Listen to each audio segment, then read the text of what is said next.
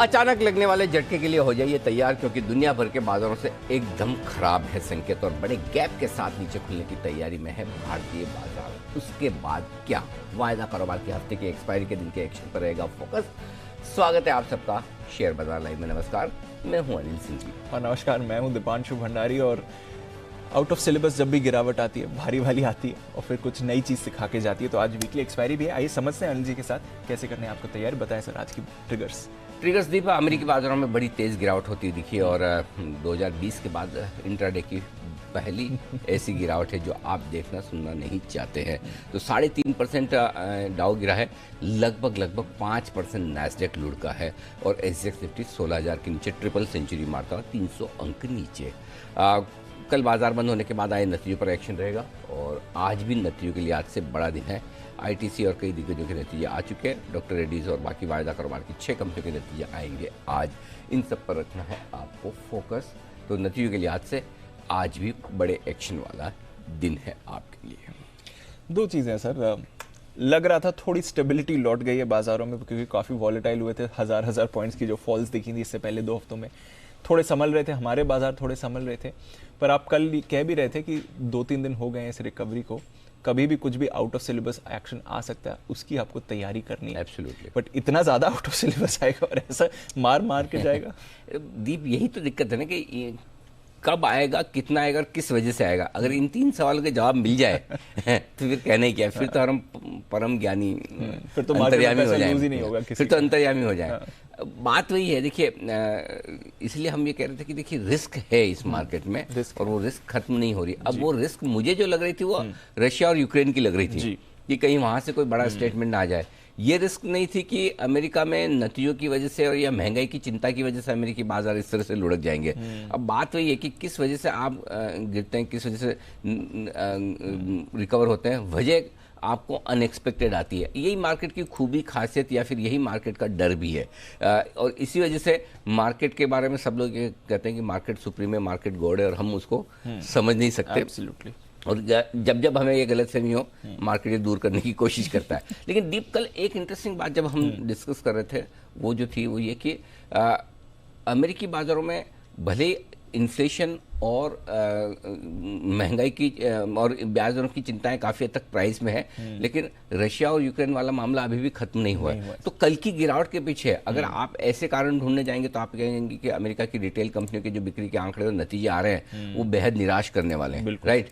और उसके ऊपर पावेल साहब ब्याज दरों को लेकर एकदम मतलब पूरे मजबूती से कह रहे हैं कि हमें बढ़ानी है।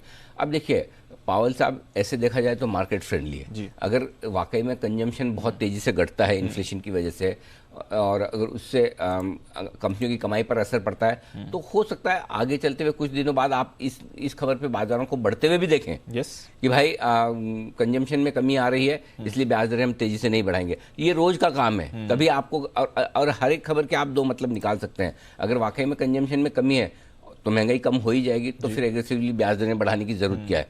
दूसरी तरफ ये कि ब्याज दरें बढ़ा रहे हैं और इकोनॉमी में मंदी आ रही है, धीमापन आ रहा है, तो फिर नहीं बढ़ानी। लेकिन बाजारों को जिस वक्त जिस चीज़ पर रिएक्शन देना होता है वो उस पर रिएक्शन देते हैं। लेकिन जिस तरह का फॉल हुआ है दीप, ये सिर्फ और सिर्फ कमाई और महंगाई की चिंता नहीं है, इसमें कुछ और भी है। और ये कुछ और कहीं न कहीं रशिया से आता हुआ दिख रहा है, जो जिसकी शायद सब लोग बात नहीं कर रहे हैं। और वो चीज़ और वो डर और वो रिस्क अभी खत्म नहीं हुई है, क्योंकि स्वीडन और फिनलैंड के नेटो में जाने के फैसले के बाद रशिया खामोश था। लेकिन कल कुछ जो उनके मिलिट्री मूवमेंट्स हुए हैं वो अच्छे नहीं है। वो कहीं न कहीं मार्केट के दिमाग में, दिल में ये डर है कि जब तक इस पे हाँ या ना वाला ना आ जाए तब तक वो तलवार लटकी हुई। या तो रशिया बोल दे कि हम कुछ नहीं करेंगे, जा रहे हैं जाने दो, जो कि अनलाइकली है, या फिर ये कहे कि हम कुछ न कुछ करेंगे ज़रूर, नतीजा भुगतना पड़ेगा, या कुछ एक्शन लेकर दिखाए।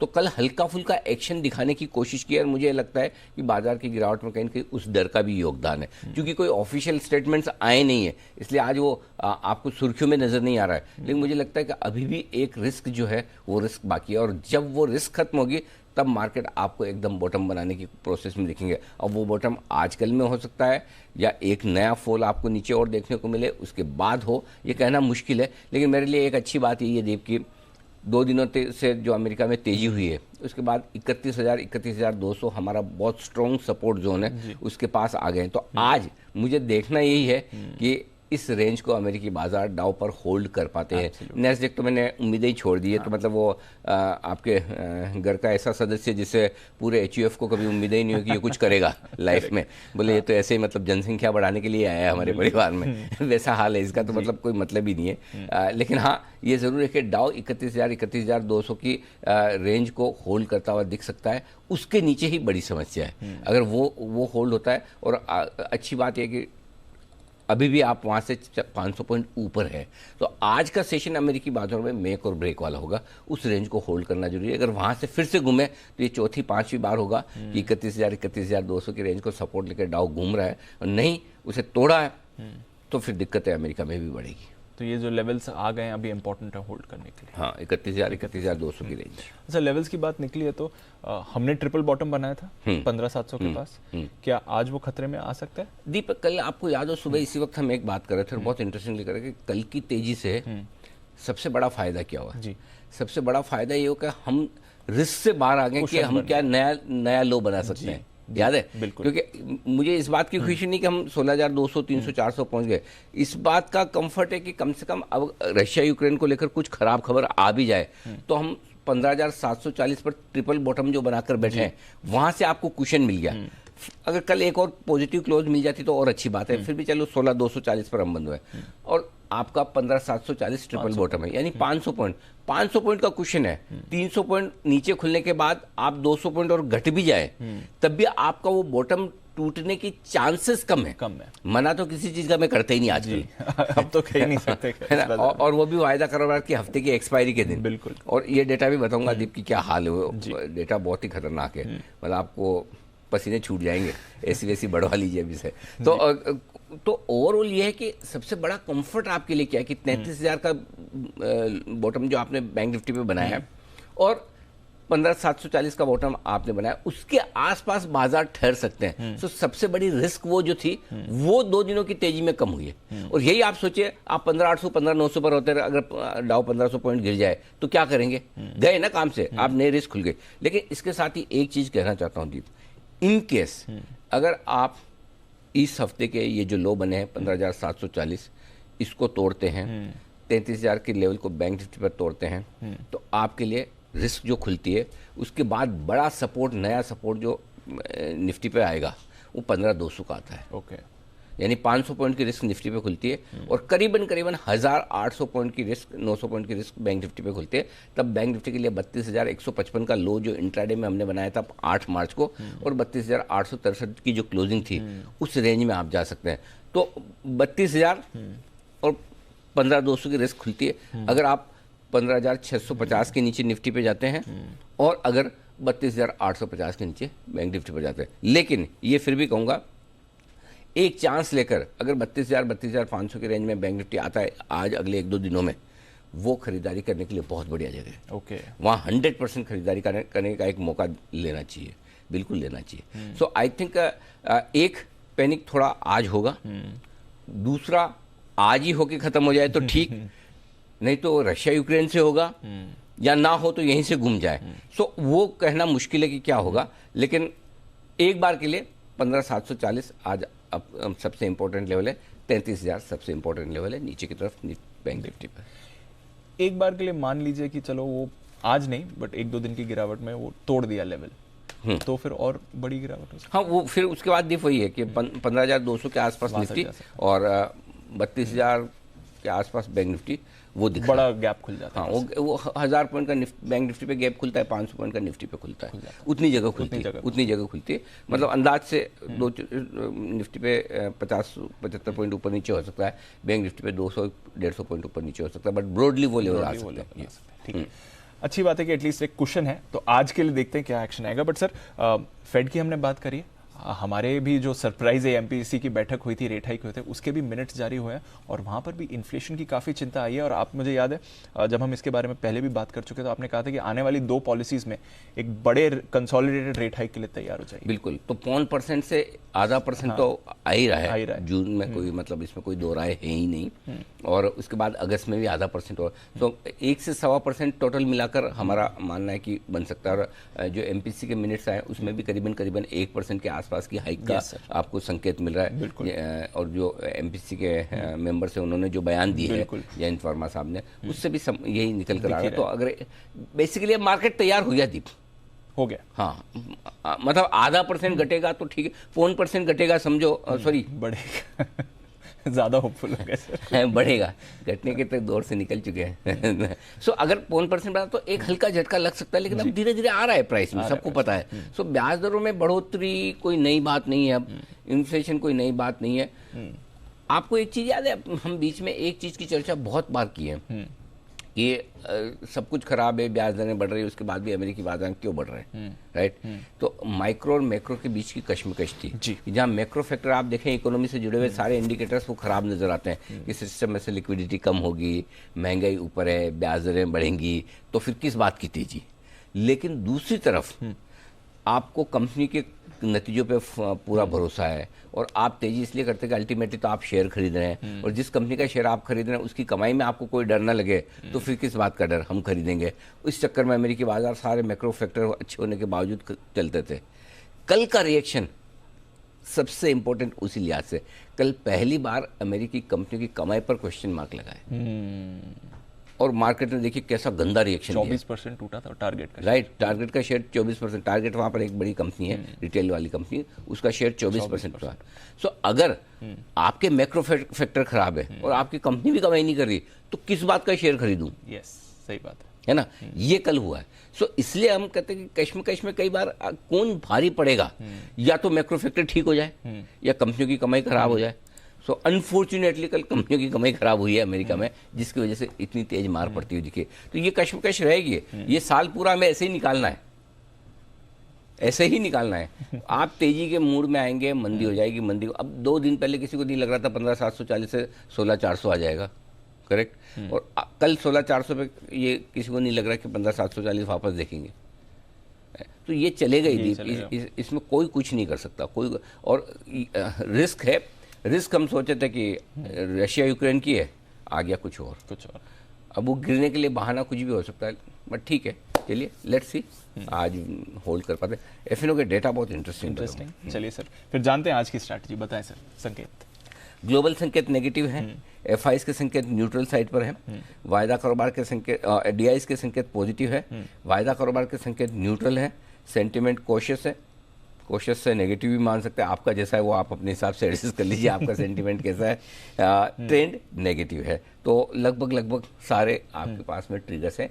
एक डोमेस्टिक फंड्स के मैंने पॉजिटिव लिखे, वो भी पॉजिटिव से न्यूट्रल होते हुए दिख रहे हैं। देखिए 1255 करोड़ की बिकवाली की है कैश मार्केट में, बिकवाली का आंकड़ा लगातार तीसरे दिन छोटा होता दिख रहा है, ठीक है। सामने 924 करोड़ के स्टॉक फ्यूचर्स खरीदे भी हैं, यानी कि 300 करोड़ की बिकवाली जो कि ज़्यादा नहीं है स्टॉक्स में, और 62 करोड़ की खरीदारी फ्यूचर्स में है, इंडेक्स फ्यूचर्स में वो भी ज्यादा नहीं। तो एफआईएस के आंकड़े ऐसे बहुत खराब नहीं है, न्यूट्रल साइड पर। लोकल फंड ने भी 376 करोड़ के, ऐसा लगता है कि लोकल फंड ने भी ये डिसाइड कर रखा है हमें कुछ नहीं करना, जितना एफआईएस को बेचना हम उतना ले लेंगे, चलो आमने सामने कर लेते हैं, वैसा वाला हाल है। तो उन्होंने बिकवाली का प्रेशर कम किया तो इन्होंने भी खरीदारी का वो ट्रिगर कम कर दिया है। सो ये आंकड़े मिले जुले हैं दीप, इनमें कोई खास दिक्कत वाली बात नहीं है, न्यूट्रल साइड पर है। ठीक है सर, बताएं फिर बड़े लेवल्स आज के लिए। 15,800 15,900 ये पहला आपका सपोर्ट जोन है 100 पॉइंट का, जिसमें 15,800 850 और 900 की रेंज में अच्छा सपोर्ट है। यहाँ पर खुलकर हम टाइम पास करेंगे। इसके नीचे गए तो अगला जो सपोर्ट जोन निकल कर आता है वो है 15,675 से 15,750 का। अब 15,675 मैंने इसलिए लिया दीप, कायदे से देखा जाए तो 15,740 के नीचे लेवल लेना बनता नहीं है, और 15,750 मैंने राउंड फिगर में ले लिया, लेकिन जो 8 मार्च का लो है वो 15,671 के आसपास का है। तो थोड़ा सा 25-50 पॉइंट का कुशन, 75 पॉइंट का एक एक्स्ट्रा रख लिया है, ताकि कभी गलती से हिट हो तो वो और अगर ये आज एफ एक्सपायरी का दिन नहीं होता वीकली तो शायद ज़रूरत भी नहीं पड़ती। लेकिन एक्सपायरी के दिन और डेटा कुछ ऐसे इंटरेस्टिंग है जो मैं बताऊंगा, जिसके लिए मैंने आपको एसी का टेम्परेचर कम करवाने के लिए बोला, ठंडक बढ़ाने के लिए बोला है, वो डेटा आने वाले हैं, उस लिहाज से थोड़े बड़े लेवल मैंने दिए हैं। ऊपर की रेंज क्या हो सकती है? 15,975, 16,075, इस रेंज में हम जाकर रुकेंगे, अटकेंगे। एक बार 15,900 के आसपास खुलने के बाद बिक वाली की रेंज 200-250 की होगी, जिसके पार निकलना आज के लिए मुश्किल होगा, ये क्लियर कट है। और कल भी हम ये बात करें 16,300, 16,400 हमारी फाइनल रेंज है, वहाँ से देखेंगे ये पार करके निकले तो 600-675 की रेंज है, नहीं तो 16,400, 475 पे ही रुकना चाहिए। कल रुका भी तो ठीक है। गैप देखिए, आप दिन का मूव प्रेडिक्ट कर सकते हैं कि गैप से खुलने के बाद आज क्या हो सकता है, लेकिन ओवरनाइट क्या हो सकता है वो अंदाजा लगाना मुश्किल काम है। Absolutely. है ना? तो ओवरनाइट और वो भी लगा सकते हैं आप, ऐसा नहीं कि नहीं लगा सकते हैं, लेकिन महीने में 2-3 दिन 4 दिन ऐसे होंगे जो ओवरनाइट मूव आपको प्रेडिक्ट ढंग से करने नहीं देंगे। आज उनमें से एक है एब्सोल्युटली, समझ गए सर। बैंक निफ्टी 33,300, 33,525 पहला सपोर्ट जोन है, थोड़ा दूर का दिया है। इसके नीचे 32,875, 33,125। इस फॉल में दीप हम 33,000 के नीचे गए नहीं है। और 8 मार्च का लो जो है वो 32,155 का इंट्राडे का है, 32,861 का क्लोजिंग बेसिस पे है। इसलिए थोड़ा सा नीचे का लिया है कि एक बार अगर स्टॉप लॉस ट्रिगर करने के लिए नीचे आए तो 32,850, 875 की रेंज हो सकती है, चांसेस कम है। ऊपर कितना जा सकते हैं? खुलेंगे गैप से, उसके बाद 34,000, 34,150 आपके लिए रुकावट का काम करेगा, और पार होकर निकले तो 34,300, 34,475 मजबूत बिक वाली की जगह बनती हुई दिख रही है बैंक निफ्टी में। निफ्टी के मुकाबले में बैंक निफ्टी में कमजोरी के संकेत थोड़े से ज़्यादा आ रहे हैं कल के डेटा के लिहाज से। ठीक है सर। सपोर्ट और रेजिस्टेंस? सपोर्ट लेवल मैंने 34,000 के नीचे से ही शुरू किया, हालांकि पहला 34,000 का बनता है, लेकिन 33,900, उसके बाद 33 निफ्टी का पहले बताऊं, माफ कीजिएगा, 16,200 पहला बनता है, लेकिन मैं और 16,000 उसके बाद 150 भी बनता है, लेकिन सीधा मैं 16,075 से ही शुरू कर रहा हूँ क्योंकि गैप से खुल रहा है। 16,075, 16,000, 15,975, 15,900, ये 4 तो एकदम विजिबल है। इसके नीचे जाने पर 850, 800, और उसके बाद फाइनल 15,740, 15,675 के लेवल हैं, ये मैंने निकाले। ऊपर की तरफ 16,150, 16,200, 250, 300, 350 और 400, हर 50 पॉइंट पर ये है लेवल्स आपके लिए ऊपर की तरफ के। अब आइए बैंक निफ्टी 34,000 के नीचे का लेवल यहाँ से मैं शुरू कर रहा हूँ, 33,900, 33,675, 33,600, 33,525, ये विजिबल है। इसके नीचे बड़ी कमजोरी पर ही पहुँचेंगे और तब होगा 33,300, 33,150 और 33,000 जहाँ तक हम जा चुके हैं। 32,875 सेफ्टी के तौर पर एक और नीचे रखा है। अब आइए बैंक निफ्टी में हायर लेवल्स, क्योंकि हम 34,000 के नीचे खुलेंगे। पहला लेवल मैंने 34,000 का रखा है, फिर 34,150, 34,300, 34,350, 475 और 34,550 तक के लेवल्स ये ऊपर की तरफ है। वैसे कल हम 34,650 तक पहुंचे थे, लेकिन अब वो बहुत दूर नजर आता है, माउंट एवरेस्ट की तरह, इसलिए यहीं तक के काफ़ी है। ठीक है सर, ठीक है। डेटा समझाएं सर, ये जो एफआईएस की पोजीशन थोड़ी हल्की हो गई है कल। एफआईएस की पोजीशन नहीं है, बट पीसीआर तो कल हल्का हो गया। हाँ, तो दो चीज़ है दीप, एक तो इंडेक्स लॉन्ग पोजीशन 31% पे, अभी भी कोई ज़्यादा नहीं है, तो ऐसा कोई मतलब एफआईएस की तरफ से बहुत लॉन्ग हो वो ठीक है। और एक तरह से अच्छी बात है कि अगर आज आप वापस तेजी से गिरेंगे तो हल्की फुल्की शॉर्ट कवरिंग एफआईएस की तरफ से निचले स्तरों पर आ सकती है। दूसरा, पुट कॉल रेशियो 1.12 से 87, ये अच्छा हुआ कि पुट कॉल रेशियो थोड़ा नीचे आया है। और दूसरा ये है कि बैंक निफ्टी का भी पुट कॉल रेशियो नीचे आया है, तो दोनों तरफ वो 0.83 पर है, तो वो थोड़ा कंफर्टेबल है पुट कॉल रेशियो के लिहाज से। विक्स 2% घट कर आया है। ठीक है सर। मौजूदा पोजीशंस? अब आज के जो स्टॉप लॉस है दीप, वो बहुत इंटरेस्टिंग और अलग तरीके से, मैं बड़ी गैप डाउन 300 पॉइंट के गैप के बाद के स्टॉप लॉस दे रहा हूँ। बाकी तो बड़ा आसान है कि कल का लो 16,200 है, वो स्टॉप लॉस लगा दो, हटा दो, 16,000 लगा दो, हट गया। अब आप खुली 15,900 के आसपास रहें तो फिर क्या, तब आपके लिए स्टॉप लॉस है 15,650 का, थोड़ा दूर दे रहा हूँ, 15,740 का लो बनाया है, लेकिन उससे भी 100 पॉइंट नीचे का स्टॉप लॉस दे रहा हूँ 15,650 का। और क्लोजिंग बेसिस पे 15,775 है, क्योंकि हमने क्लोजिंग जो अब तक सबसे खराब देखी है वो 13 मई की है, 15,782 की, उसके ठीक नीचे आपको स्टॉप लॉस लगाना है, तो ये ध्यान में रखिएगा। स्टॉप लॉस के लेवल थोड़े इंटरेस्टिंग है, दूर के हैं, तो आप ये सोचोगे अरे 16,250 पे बंद हुए, 15,650, इतना कौन दूर का 600-700 पॉइंट स्टॉप लॉस देता है। लेकिन गैप से खुलने के बाद का स्टॉप लॉस अगर वो आप रख पाए तो ठीक है, नहीं तो मैंने तो हमेशा ही बोला है स्टॉप लॉस टेलर मेड होते हैं, स्टैंडर्ड बन के नहीं आते हैं, तो आप अपने रिस्क के हिसाब से लगा सकते हैं। मैं गैप को एडजस्ट करके दे रहा हूँ। बैंक निफ्टी गैप को एडजस्ट करके स्टॉप लॉस जो निकल कर आ रहा है इंट्राडे में 33,000 का, क्लोजिंग 33,100, ठीक है सर, 1000-1200 पॉइंट दूर है। ठीक है। By the way sir, Dow futures पूरा रिकवर हो गया, सपाट हो गया, नींद के निचले स्तरों से 150 पॉइंट रिकवर हुआ है, वॉलेटिलिटी बहुत बड़ी हुई है सर, यहाँ पर कुछ कर नहीं सकते उसका। दिल को खुश करने के लिए गालिब ख्याल अच्छा है। और वो कहते थे कि बॉल को 4 माले से नीचे गिराओ तो आधा माला तो कम से कम उतनी तो बाउंस बैक के ऊपर होके आएगी। 50 अंक रिकवर हुआ फिर भी ये अगर बॉल में हवा ही ना और फच करके नीचे बैठ जाए उससे तो बढ़िया कम से कम रिकवर तो हो रहा है। हवा थोड़ी तो है, हवा थोड़ी तो है, थोड़ी तो है वहाँ पे। ठीक है, बाकी तो हवा काफी लोगों में निकल चुकी है। और नई पोजीशन से तो और होगा, बताएं। शॉर्ट पोजीशन के लिए स्टॉप लॉस दीप कल के हाइस पर है 16425 इंट्राडे क्लोजिंग, और बैंक निफ्टी पर 34700 इंट्राडे क्लोजिंग। उसका तो कोई मतलब ही नहीं, एकेडमिक पर्पज से ही है। अब ये बहुत दूर की है, गैप से खुलने के बाद हम नीचे ले आएंगे 16000 के आसपास निफ्टी पर, या 16075 का, और बैंक निफ्टी पर भी थोड़ा नीचे का देखेंगे। आइए अब नई पोजीशन, बेचना है निफ्टी, अगर बहुत गैप ना मिले तो 16250 आपका स्टॉप लॉस होगा, 15975, 15900, 15850, 800, 750 और 675, ये 6 टारगेट के लिए बेचना है। एक ही कंडीशन पे कि बहुत गैप नहीं, 300 पॉइंट नीचे खुले, अगर 16000 के आसपास मौका मिले तो बेचना चाहिए। उसके नीचे फिर देखेंगे क्या है क्या नहीं, उस समय की सिचुएशन कहाँ खुलता है उस हिसाब से देखेंगे। जो लोग खरीदना चाहते हैं एक एडवेंचर कर सकते हैं लाइफ में, करना भी चाहिए, एडवेंचर करने से मतलब मज़ा तो आता ही है। 15750, 15850, ये वो 100 पॉइंट की रेंज है जहां पर खरीदारी करने का एक मौका आपको देखना चाहिए। स्ट्रिक्ट स्टॉप लॉस आपका 15650 का होगा। 15900, 975 और 16000 तीन छोटे टारगेट, इसके पार निकलना मुश्किल है, पहुंचे तो 16075, 150 और 16200 के टारगेट के लिए निफ्टी में आपको करनी है खरीदारी। अब आइए बैंक निफ्टी, बेचे कल के क्लोजिंग पे स्टॉप लॉस लगाकर 34200 का स्टॉप लॉस होगा, थोड़ा सा ऊपर 33900, 33675, 33600, 33525, ये सारे टारगेट्स हैं जो विजिबल है। इसके नीचे गए तो 33300, 33150 मीडियम टारगेट है, 33000 और 32875 फाइनल टारगेट बनकर आते हैं बैंक निफ्टी पर। और जो लोग खरीदना चाहते हैं, सबसे बढ़िया जगह तो दीप वैसे देखा जाए तो 33000, 33125 की रेंज की होती है। सो मैं आपको 33000 से 33300 की रेंज में खरीदारी करने की राय दूंगा। 33300 पर एक लॉट लीजिए, 125, 150 पे एक लीजिए, 33000 पे एक और लीजिए। स्टॉप लॉस 32800 का स्ट्रिक्ट होगा। अगर ये टूटता है तो फिर बिल्कुल भी किसी के इन्विटेशन का इंतजार न करें कि कोई आकर आपको बोलेगा कि स्टॉप लॉस लगा के निकल जाओ।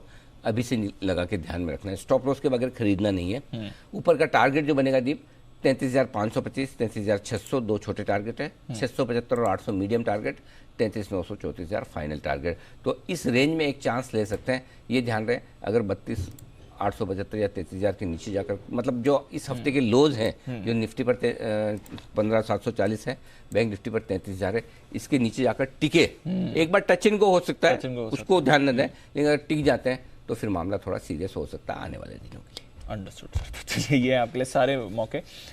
सेलिंग कॉल्स हैं, बाय करना है तो अग्रेसिव ट्रेडर्स, और जैसे अनिल जी हर बार कहते हैं, स्टॉप लॉस ध्यान से लगाएं, अपनी रिस्क के हिसाब से लगाएं और स्ट्रिक्टली फॉलो करें उसको। अच्छा सर, बैन लिस्ट में भी जैसे कल हम बात कर रहे थे, डेल्टा कॉप ऐड हो गया, तो डेल्टा कॉप नया एडिशन है, GNFC, PNB, IB हाउसिंग, ये ऑलरेडी बैन में है।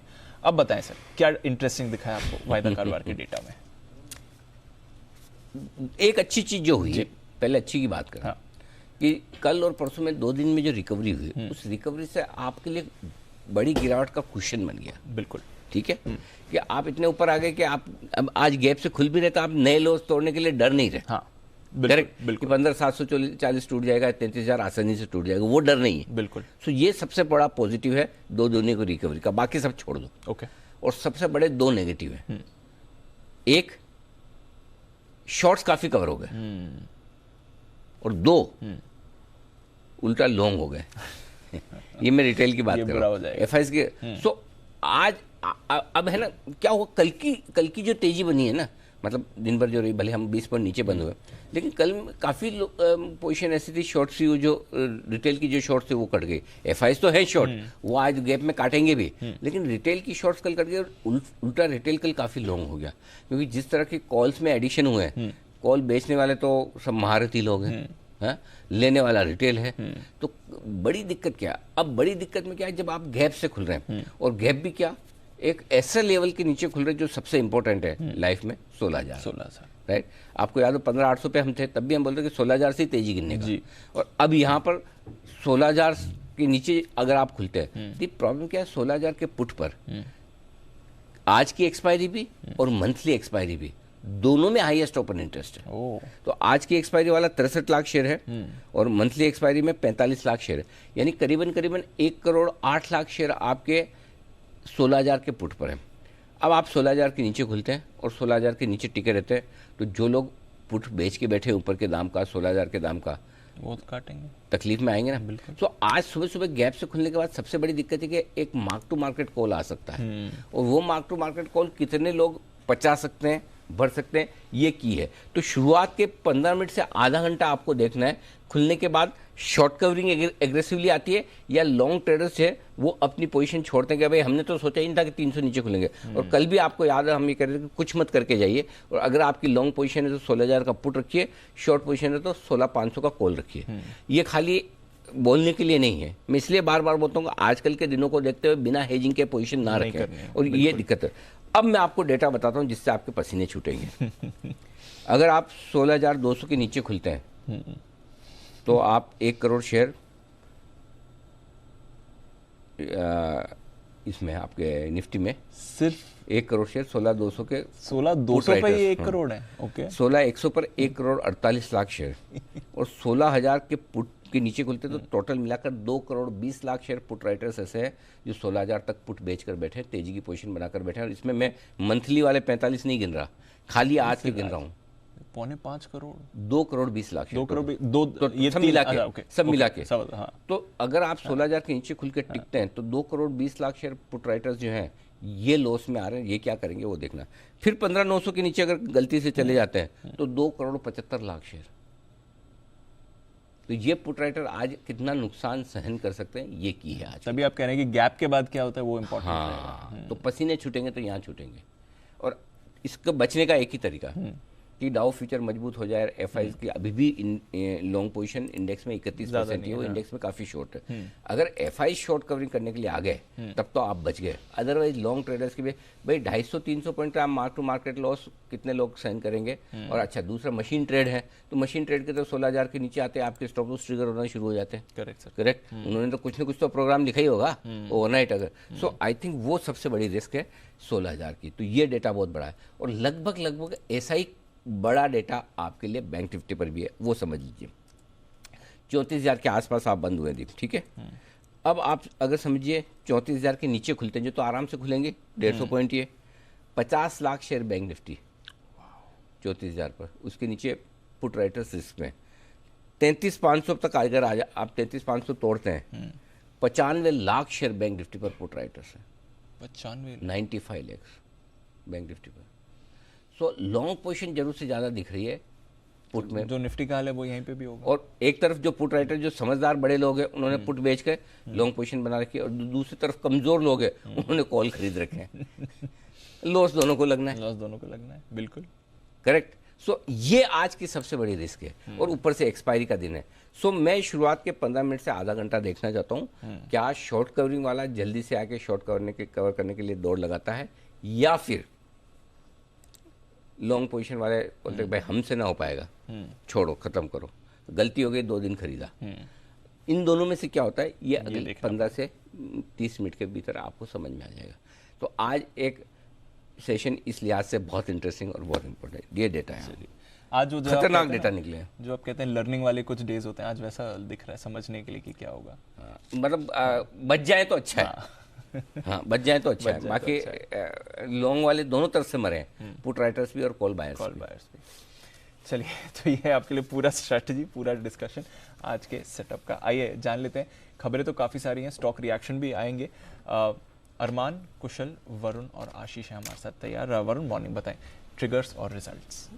तो दीप, ट्रिगर्स में गुड मॉर्निंग। ट्रिगर्स में तो फिर से नतीजे हैं। सबसे पहले तो निफ्टी में डॉक्टर रेड्डीज और गुड मॉर्निंग रोज बोलना जरूरी है। सामने से बोला तो कम से कम उसको रिप्लाई तो करें, जरूरी है। हाँ, ये इंडिकेट्स होते हैं। दीप ने दीप इतना सुनने के बाद भी गुड मॉर्निंग, कहीं तो पॉजिटिविटी लाइन। हाँ, मतलब मैंने तो अंग्रेजी में ही सीखा था ऐसा कि खाली मॉर्निंग से ही काम चलता है। अच्छा, खाली मॉर्निंग। पहले मैं सोचा खाली मॉर्निंग क्यों बोलते हैं, या तो गुड बोलो बैड बोलो या बोले मॉर्निंग, तो सबको पता है मॉर्निंग है, फिर समझ में आया कुछ कुछ दिन साल में ऐसे भी होते हैं जिस दिन आपको आगे एडजेक्टिव लगाने की जरूरत नहीं, खाली मॉर्निंग बोल दो। आज वैसे ही दिन है जी। मॉर्निंग वरुण। मॉर्निंग अनिल जी। तो सबसे पहले तो निफ्टी में डॉक्टर रेड्डीज के नतीजे आएंगे। एफएनओ में 6 कंपनियां Ashok Leyland, Bosch, Chambal fertiliser, Concor, Godrej consumers और एचपीसीएल के नतीजे आने वाले, तो यहाँ पे आपकी नजर होनी चाहिए।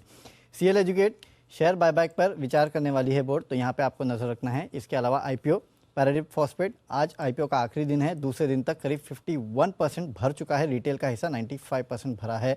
इथॉस आज आईपीओ का दूसरा दिन है, पहले दिन 27% भर चुका है, रिटेल का हिस्सा जो है 53% भरा है। अब आते हैं नतीजों पे। तो आईटीसी मिले जुले लेकिन सिगरेट के वॉल्यूम्स काफ़ी अच्छे हैं। अगर आप देखेंगे, सबसे पहले मैं बता देता हूँ, रेवेन्यूज़ 15,530 करोड़ पे आया, जो कि हमारे अनुमान से बेहतर है, लेकिन मार्जिन 33.64% पे फ्लैट है। हमारा अनुमान था कि 1% के आसपास की बढ़ोतरी होगी। मुनाफा जो है 4,190 करोड़ पे आया है, 4,200 करोड़ के आसपास का अनुमान था। बोर्ड ने 6.25 रुपये प्रति शेयर के डिविडेंड का ऐलान किया है। अब सिगरेट के वॉल्यूम्स की अगर आप बात करें तो माना जा रहा है कि 8 से 9% के आसपास कंपनी के सिगरेट वॉल्यूम्स निकल के आए हैं। 5 से 8% के आसपास का अनुमान था, 8% हाईएस्ट अनुमान था, लेकिन उससे बेहतर जो है कंपनी के सिगरेट वॉल्यूम्स निकल के आए हैं। दूसरा, अब IGL in line with estimates है। रेवेन्यूज़ 2,405 करोड़, 2,400 करोड़ का अनुमान था। मार्जिन 20.8%, जो कि हमारा अनुमान था उतने पे आया, हालांकि गिरावट हुई है। वही मुनाफा जो है 361 करोड़ पे आया, 325 करोड़ के आसपास का अनुमान था। 5.5 रुपये प्रति शेयर के डिविडेंड का ऐलान किया है। एलआईसी हाउसिंग अनुमान से बेहतर है। कंपनी का अगर एनआईआई देखेंगे तो 1637 करोड़ पे आया है, 1555 करोड़ का अनुमान था। मुनाफा 1118 करोड़ पे आया है, 845 करोड़ के आसपास का अनुमान था। और ग्रॉस एनपीएस, नेट एनपीएस में अच्छी खासी कमी देखने मिली है।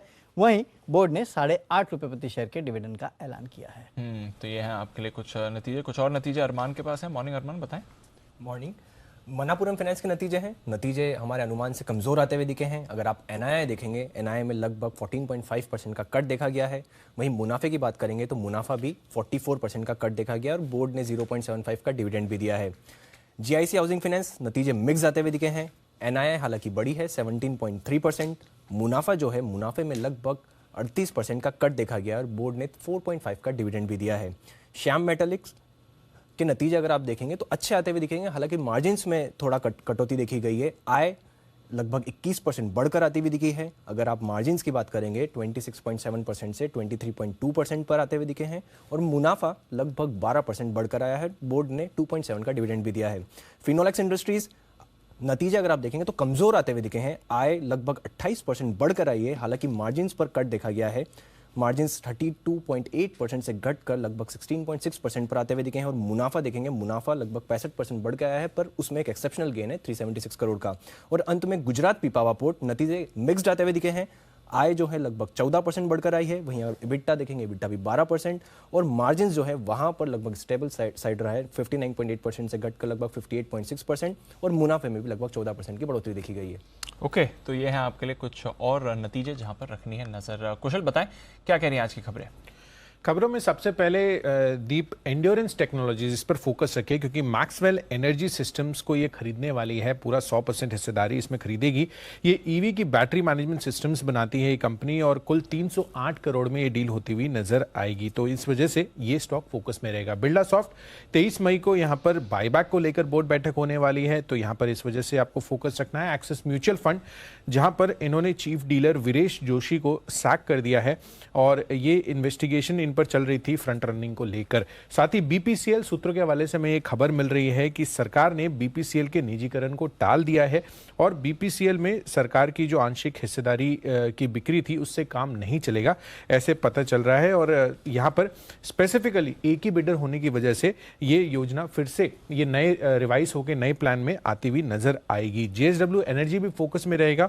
इनफैक्ट जेएसडब्ल्यू ग्रुप पर आप फोकस रखिए, क्योंकि यहाँ पर ग्रीन एनर्जी प्रोड्यूसर मित्रा एनर्जी के साथ इन्होंने एक्सक्लूसिव टॉक्स के लिए करार कर लिया है। कुल मिलाकर $2 बिलियन पर ये डील संभव है और आगे चलकर यहाँ पर जो ग्रीन एनर्जी पर कंपनी का फोकस है, खासकर जेएसडब्ल्यू फ्यूचर एनर्जी जो कि जेएसडब्ल्यू एनर्जी की एक यूनिट है, उस वजह से यहाँ पर आगे चलकर भारत का जो क्लीन एनर्जी ट्रांजिशन है उस पर बड़ा फोकस अब जेएसडब्ल्यू ग्रुप का बन रहा है। ओके, तो यह है आपके लिए बड़ी खबर और जेएसडब्ल्यू एनर्जी तो ऑफकोर्स लगातार हमारे रेडार पर रहा भी है। आइए देखते हैं आज क्या कह रही है ब्रोकरेजेस एफआईआर में।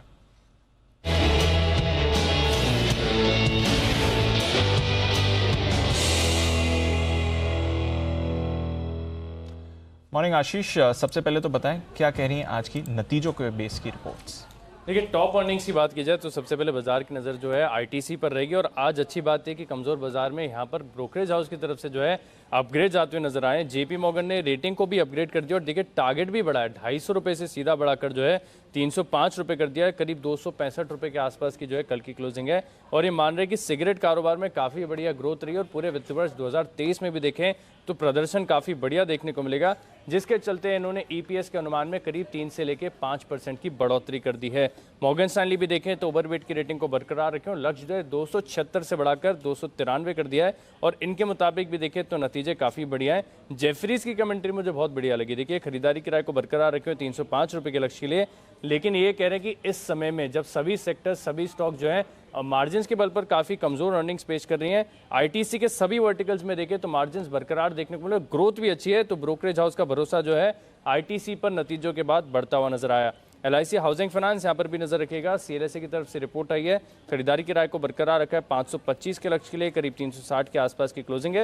ये मान रहे कि असेट क्वालिटी में लगातार जो है आपको सुधार देखने को मिल रहा है और ग्रोथ भी हेल्दी है, अच्छी है। मॉर्गन स्टैनली अंडर परफॉर्म की रेटिंग को हालांकि बरकरार रखे हुए 330 रुपये के लक्ष्य के लिए और क्रेडिट स्विस ने देखिए अंडर परफॉर्म की रेटिंग को बरकरार रखा है 355 के लक्ष्य के लिए। आईजीएल यहाँ पर भी नजर रखेगा। सीएलएसए की तरफ से रिपोर्ट आई है, आउट परफॉर्म की रेटिंग को बरकरार रखा है 450 के लक्ष्य के लिए, 390 की क्लोजिंग है। लेकिन आईजीएल सबसे ज़्यादा पसंद आता है जेफरीज को, क्योंकि ये काफ़ी ऊंचा लक्ष्य दे रहे हैं। ये अभी भी खरीदारी किराए को बरकरार रखें, हालांकि लक्ष्य काटा है लेकिन करंट मार्केट प्राइस से देखें तो बहुत ऊंचा लक्ष्य है। 610 से लक्ष्य को हटाकर 590 कर दिया है। पिडिलाइट इंडस्ट्रीज यहाँ पर देखिए मैक्वायरी कह रहे हैं कि लगातार काफ़ी तिमाही से देखें तो नतीजे जो है कमज़ोर आ रहे हैं, जिसके चलते अंडर परफॉर्म की रेटिंग को इन्होंने बरकरार रखा है और लक्ष्य 1980 से घटाकर 1850 कर दिया है। 2163 की कल की क्लोजिंग है। वहीं जेपी मॉर्गन देखें तो ये भी बेरिश नजर आ रहे हैं क्योंकि अंडरवेट की रेटिंग दी है, हालांकि इनका लक्ष्य देखें तो 2068 रुपये का है। और अभी फिलहाल के देखिए मनप्पुरम फाइनेंस यहाँ पर सीएलएसए की तरफ से रिपोर्ट आई है, खरीदारी किराए को बरकरार रखा है 120 रुपये के लक्ष्य के लिए। ये मान रहे कि तिमाही के नतीजे म्यूटेड है लेकिन आउटलुक इन्हें बेहतर लग रहा है, जिसके चलते अभी भी स्टॉक के ऊपर जो है खरीदारी किराए दे रहे हैं। ये तो रही कुछ बड़े नतीजों पर रिपोर्ट्स, बाकी कौन सी रिपोर्ट्स हैं आशीष? दीपांशु, आज आईटी स्टॉक्स पर खास नजर रखनी होगी क्योंकि जेपी मॉर्गन की बहुत डिटेल्ड रिपोर्ट आई है। काफ़ी सारे स्टॉक्स में टारगेट प्राइस और रेटिंग को जो है डाउनग्रेड कर दिया है। सबसे पहले देखिए विप्रो यहाँ पर रेटिंग को डाउनग्रेड कर दिया है। अब लक्ष्य भी देखें तो 520 से घटाकर 430 कर दिया, करंट मार्केट प्राइस से नीचे का लक्ष्य दे रहे हैं। एलएनटी इन्फोटेक पर भी देखें तो अंडरवेट की रेटिंग दी है, 4300 से लक्ष्य को हटाकर 3600 रुपये कर दिया है, करंट मार्केट प्राइस से नीचे का है, 4214 की क्लोजिंग है। टीसीएस पर भी सिमिलरली अगर आप देखें तो रेटिंग को डाउनग्रेड किया है, 3900 से घटाकर 3100 रुपये सीधा जो है लक्ष्य को कर दिया है। एचसीएल टेक पर भी देखें तो सिमिलरली रेटिंग को डाउनग्रेड किया है और लक्ष्य 1150 से घटाकर 950। माइंट्री अंडरवेट की रेटिंग को बरकरार रखा है और जो लक्ष्य है वो 3100 से घटाकर सीधे 2600 कर दिया है। और टीवीएस मोटर्स पर भी अंत में नजर रखेगा क्योंकि सीएलएसए आउट परफॉर्म की रेटिंग को बरकरार रखे हैं 724 रुपये के लक्ष्य के लिए। इन्होंने जो है आई क्यूब नाम से एक इलेक्ट्रिक 2 व्हीलर लॉन्च किया, इसके बाद ये रिपोर्ट्स आई और नोमेरा भी देखें तो न्यूट्रल की रेटिंग को बरकरार रखे हुए 673 के लक्ष्य के लिए। ओके, तो ये है ढेर सारी रिपोर्ट्स जिन पर रहेगा आज भरपूर एक्शन। बढ़ाते हैं एक्शन को आगे और धीमे धीमे एसजेएक्स निफ्टी में थोड़ी रिकवरी आती दिख रही है। अब बचा है सिर्फ 250 पॉइंट कमजोर और डाउ फ्यूचर्स भी एक बार तो मैंने हरे निशान में देखा था, अभी पता नहीं वापस आए कि नहीं आए या लाल में है, लेकिन हाँ आ गए 33 पॉइंट ऊपर अब डाउ फ्यूचर्स, तो थोड़ी रिकवरी है, थोड़ी राहत के संकेत। आइए इस बीच में सारे एक्सपर्ट से हमारे साथ तैयार, वक्त है पिक ऑफ द डे का।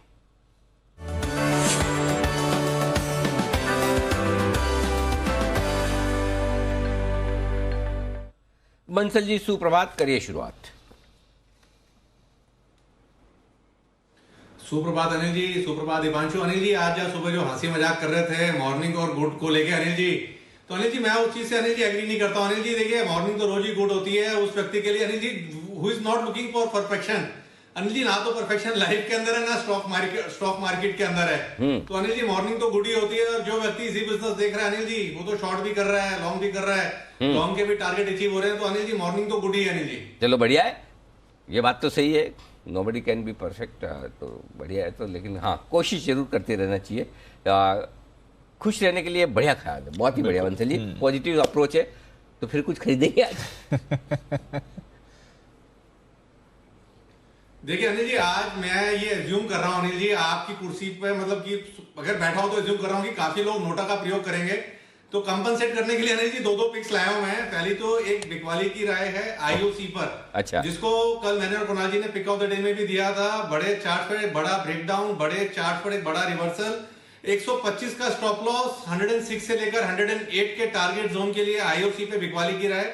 दूसरा कोलगेट जो मेरा पिक ऑफ द वीक भी था, इस पर खरीदारी की राय है। 1570, 1570 का स्टॉप लॉस है, 1660 का टारगेट है। बट स्टॉप लॉस में एक चीज देखिएगा, किस एंड गो ना हो, थोड़ा देख के।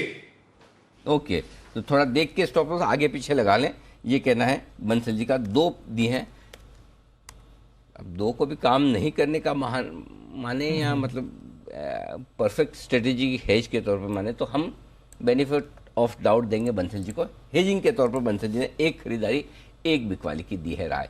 कुणाल जी गुड मॉर्निंग, आपका क्या इरादा है?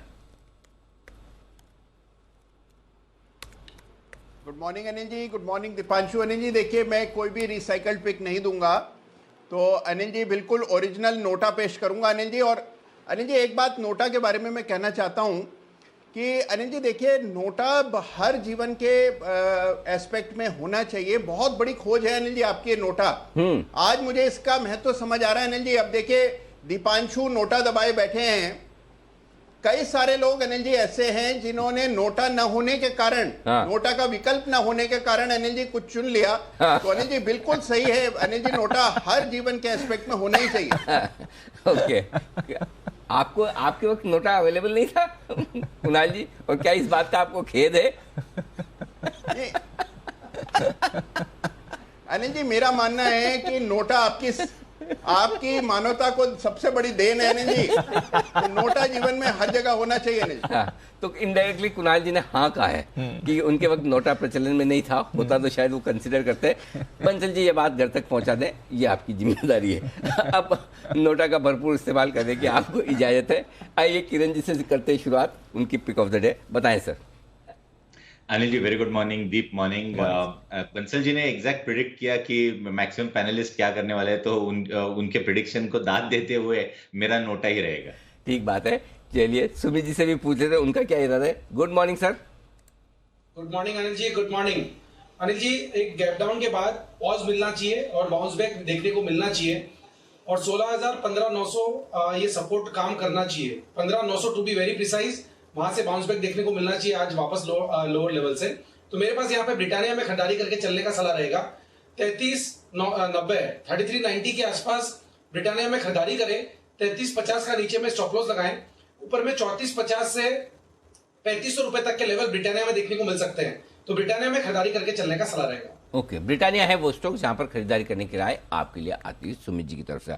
आइए सेठी साहब भी हमारे साथ है तैयार। सेठी साहब गुड मॉर्निंग, बताएं सर आपका क्या व्यू है?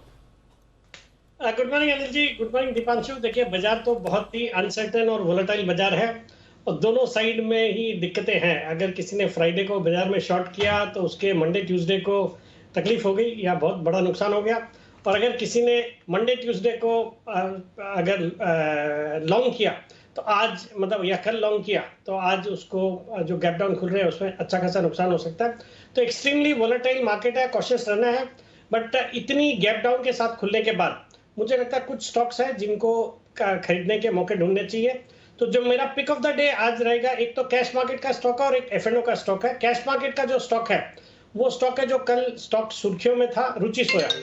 कल 1187 के लेवल पे बंद हुआ, आज गैप डाउन खुल सकता है या कुछ कमजोरी के साथ खुल सकता है, बट मुझे लगता है इस स्टॉक में खरीदारी करने के मौके ढूंढे। कल जो खबरें थी, जो इन्होंने अपना पतंजलि फूड्स का कारोबार जो एबिटा के 1 टाइम्स ट्रांसफर किया है रुचि सोया में, तो मुझे लगता है वो एक डेफिनेटली बड़ा पॉजिटिव है। स्टॉक में आने वाले दिनों में अच्छे अपसाइड आने चाहिए, तो इस स्टॉक में खरीदारी करने की सलाह है। और आज अगर कोई रिकवरी आती है तो 1250 के टारगेट है मेरे। दूसरा जो एफएनओ से जो पिक ऑफ द डे है वो स्टॉक रहेगा बिरला सॉफ्ट, जो कि कल 389 पे बंद हुआ। स्टॉक आज कमजोर खुले तो यहाँ पे खरीदारी करें, बिकॉज इसमें मंडे को बायबैक के लिए कंपनी ने बोर्ड मीटिंग कॉल करी है, तो मुझे लगता है उसके कारण से स्टॉक में ज्यादा गिरावट भी नहीं आएगी। और जो बायबैक आना है वो चूंकि स्टॉक अपने हाइट से बहुत अच्छा खासा पिट चुका है, अच्छे वैल्यूएशन पे आगे है, तो बायबैक अच्छे खासे प्रीमियम पे होना चाहिए, तो वो देखने की बात होगी। बट स्टॉक में ज्यादा गिरावट नहीं आनी चाहिए, तो यहाँ से अच्छी एक बाउंस बैक आ सकता है गिरावट के बाद, तो वहां पे भी खरीदारी करने की सलाह। ओके, तो बिरला सॉफ्ट फ्यूचर्स में और रुचि सोया कैश मार्केट में, ये 2 स्टॉक हैं जो सेठ साहब को पसंद है आज खरीदारी करने के लिए। आज से और बिरला सॉफ्ट में खबर आ भी चुकी है कि वो बायबैक के लिए बोर्ड बैठक करने जा रहे हैं। 24 तारीख को मेरे ख्याल से बोर्ड बैठक होने वाली है। तो ये 2 स्टॉक हैं जहाँ खरीदारी करने का इरादा है। आइए वक्त है नतीजों का पूरा विश्लेषण देखने और समझने का। Varinder result x ray.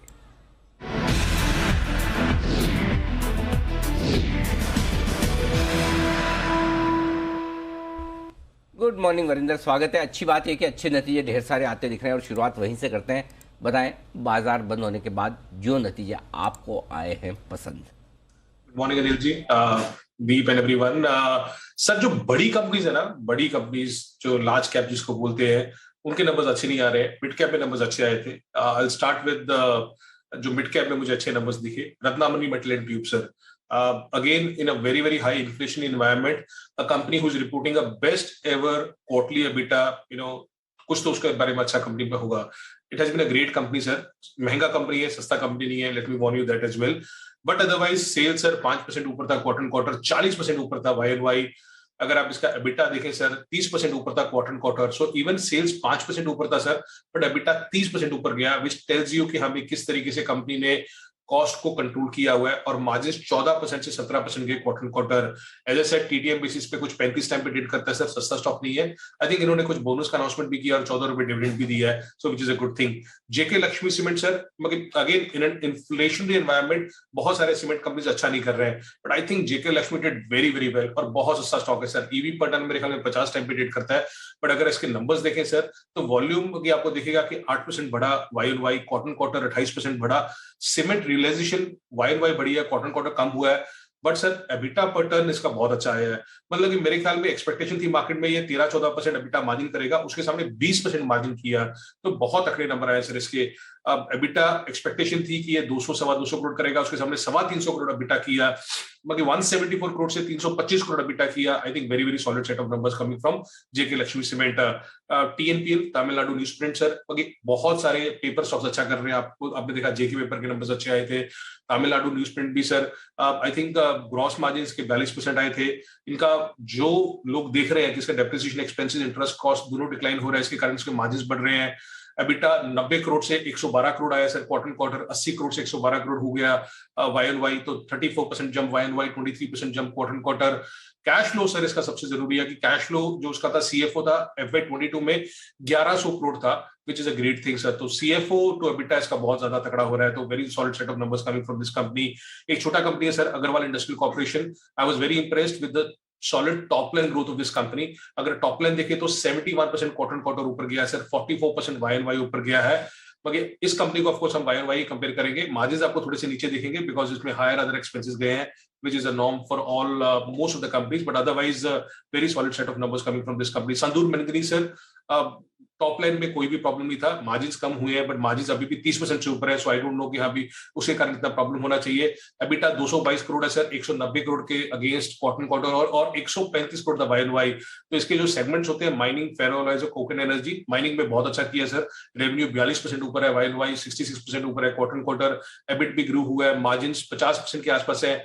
People will say 58% 50% आगे, बट 50% मार्जिन कर रहे हैं तो वो बहुत बड़ी बात है। फेरोलाइज का मार्जिन भी 38% पे है। So all these companies, but if you have to pick 2 companies sir जहां पे बहुत अच्छा किया, मैं तो जेके लक्ष्मी सीमेंट, बिकॉज सस्ता स्टॉक है और नंबर बहुत अच्छे थे, और ये रत्नामणि एंड रत्नमणि TNPL 3 सबसे बढ़िया नतीजे आपको जो दिख रहे हैं आज के लिए। लेकिन कमज़ोर नतीजों की लिस्ट भी है, और जैसा कि वरिंदर ने कहा भी कि दिग्गजों के रिजल्ट्स आ रहे हैं कमज़ोर। तो वो कौन से स्टॉक्स हैं जिन्होंने कल बाजार बंद होने के बाद खराब नतीजे दिए हैं? सर एक छोटा सा चीज ना, अगर मैं बोल सकता हूं कि कल यूएस में जो टारगेट के नंबर आए थे ना, टारगेट बहुत बड़ा एंटिटी है सर, रिटेल कंपनी है, नंबर्स अच्छे नहीं आए थे और वो मेरे ख्याल में स्टॉक 25% नीचे था। Why I am saying this sir, because target के ऊपर, बिकॉज बहुत सारे होम टेक्सटाइल कंपनीज है इंडिया पे। हम सबको पता है कि कॉटन प्राइसेस 2 गुना हो गया है लास्ट 7-8 महीने में से, और उन्होंने वीकनेस बोला है बहुत ज्यादा डिमांड में। तो ये सारे के सारे आपके वेल्सपन इंडिया हुआ, ट्राइडेंट हुआ, हिम्मत सिंह का हुआ, ICL, इंडोकाउंट हुआ, इन पे थोड़ा सा नजर रखिए सर, बिकॉज इन सब का धंधा जो है टारगेट से चलता है, और target is a very very big client for most of these companies. So I thought I should just point out that.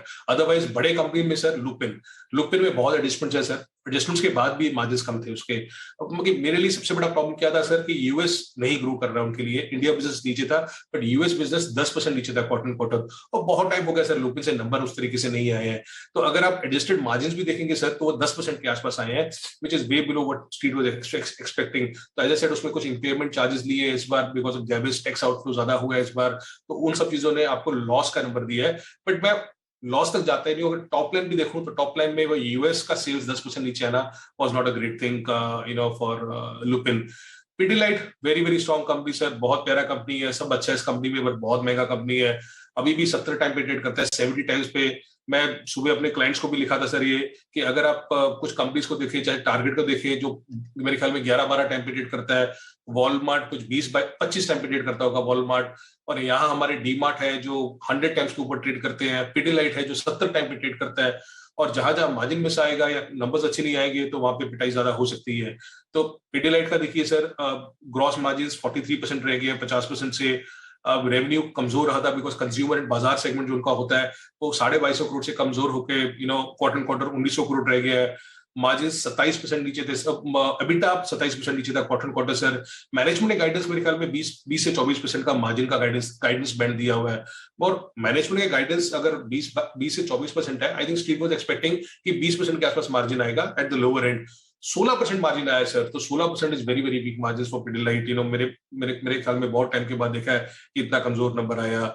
Somani ceramic sir, again gas prices ऊपर जा रहे हैं, सोमानी हुआ, कजारी हुआ, सबको हिट कर रहा है, बट इसमें वॉल्यूम डिक्रीज हो रहा है सर, वॉल्यूम को इंक्रीज नहीं हो रहा।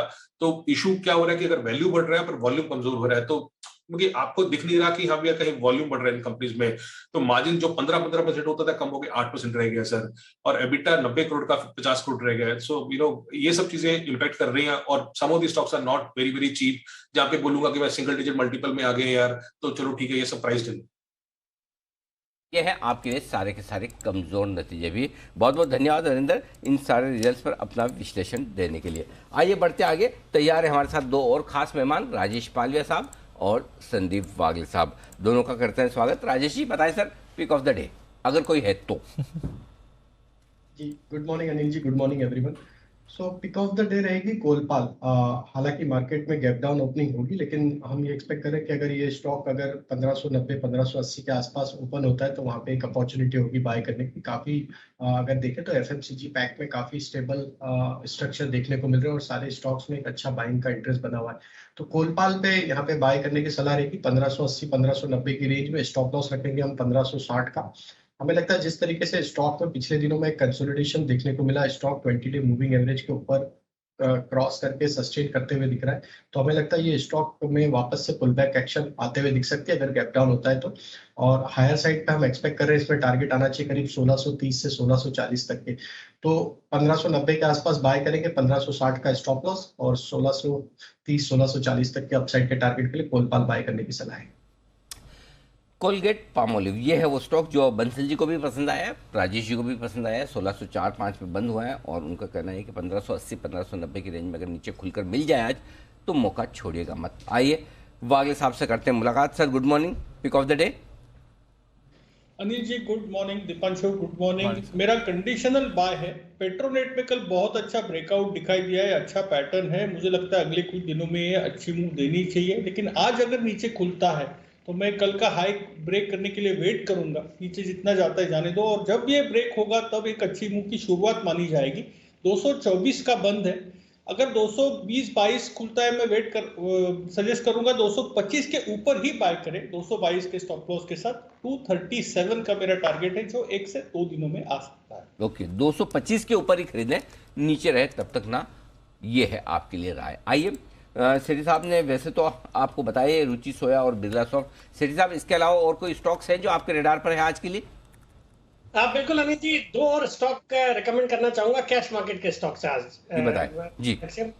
अनिल जी जो दोनों स्टॉक है, अभी थोड़ी देर पहले वरिंदर रिजल्ट एक्सरे, उसमें वरिंदर जी को जो नतीजे पसंद आए वही स्टॉक मेरे भी रडार पे है या उनमें ही खरीदारी करने की सलाह है। जो पहला स्टॉक है वो है TNPL, Tamil Nadu news print limited. कल जो नतीजे आए बहुत ही दमदार नतीजे, पिछले साल के 7 करोड़ के नुकसान के सामने 23 करोड़ का कुछ इस क्वार्टर में प्रॉफिट रिपोर्ट किया। और पेपर स्टॉक्स वैसे भी लाइमलाइट में है। मैंने हाल ही में जेके पेपर 302 के लेवल पे रिकमेंड किया, वो ऊपर में 350 तक चला गया बहुत ही जल्दी, मतलब दिन 2 दिन में ही। और वैसे ही शेषाशाही पेपर, आंध्रा पेपर ने भी अच्छा किया। तो मुझे लगता है ये सेक्टर पूरा फोकस में है और इस तोड़फोड़ नतीजों के बाद आज इस स्टॉक में खरीदारी करने की सलाह। मेरा टारगेट है 230 का, स्टॉप लॉस रखना है 205 रुपए का। और जो दूसरा स्टॉक है वो भी रिजल्ट वाला स्टॉक है, जेके लक्ष्मी सीमेंट, जो वरिंदर जी ने भी रिकमेंड किया, बहुत अच्छे नतीजे हैं। सीमेंट सेक्टर भी कल फैगेंड में अच्छी बाइंग में था, रडार पे था। आज हालांकि बाजार खराब खुले तो थोड़ा नीचे खुल सकता है, अच्छा है अगर नीचे मिले तो, बट नतीजे बहुत ही अच्छे हैं और स्टॉक बहुत पिटा हुआ है। तो इन लेवल्स पे खरीदारी करें 410 के टारगेट के लिए। ओके, तो जेके लक्ष्मी सीमेंट और तमिलनाडु न्यूज प्रिंट, ये 2 स्टॉक हैं जहां पर खरीदारी करने की राय। तमिलनाडु न्यूज प्रिंट तो वरुण आपकी ट्रेडर्स डायरी में भी था, पहला ही स्टॉक। वाह क्या बात है। तो देखते हैं आज इस स्टॉक में कैसा एक्शन दिखता है।